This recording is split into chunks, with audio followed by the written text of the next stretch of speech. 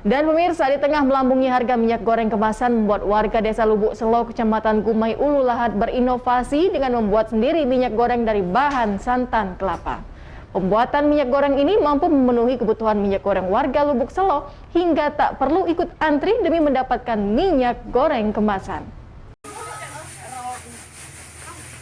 Seperti inilah kekompakan para ibu-ibu warga desa Lubuk Selo Lahat saat akan membuat minyak goreng dengan menggunakan santan kelapa tua.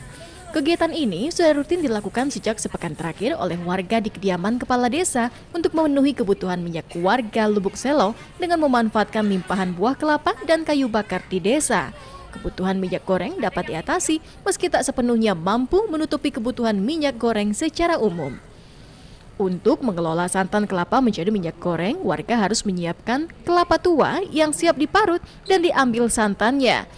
Setelah proses tersebut selesai, barulah santan dimasak menggunakan kayu bakar selama 2 jam hingga sari-sari santan yang dimasak berubah menjadi minyak.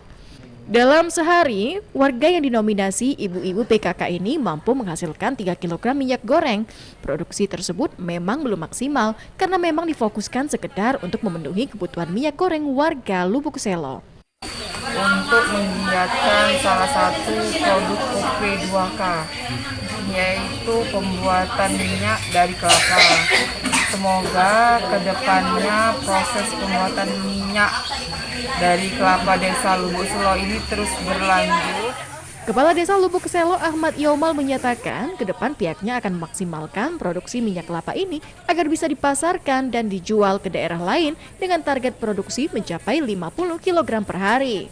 Saat ini sudah mulai berkembang untuk memajukan pembuatan minyak itu. Dari PKK sudah 1 minggu ini berjalan lancar. Alhamdulillah, ibu-ibu PKK respon dan ingin sekali belajar di dalam pembuatan minyak ini.